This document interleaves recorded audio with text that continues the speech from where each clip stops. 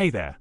Today, we're diving into a classic problem that involves manipulating binary arrays to find the longest subarray of ones after deleting one element.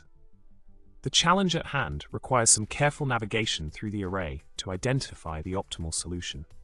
Let's tackle this problem step by step and see how we can craft a solid algorithm to conquer it. Now, let's focus on the solution provided earlier. In order to account for the need to delete an element in the resulting array, a simple adjustment was made to the return statement. By subtracting 1 from the calculated size, we ensure that we are indeed considering the right length for the subarray.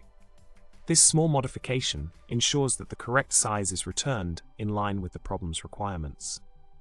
By implementing this change, we align our solution with the desired outcome.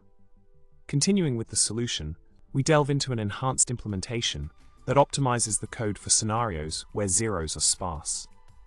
By strategically adding a dummy zero at the end of the array and adjusting the index pointers accordingly when encountering zeros, the algorithm becomes more efficient. This approach minimizes unnecessary iterations and streamlines the process of identifying and handling zeros within the array.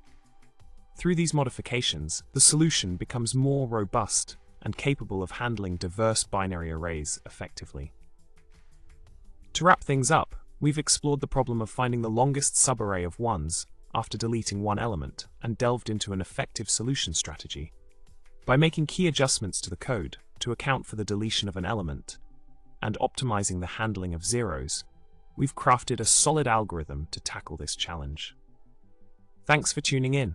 Don't forget to like, subscribe, and drop a comment below. Stay tuned for more coding adventures.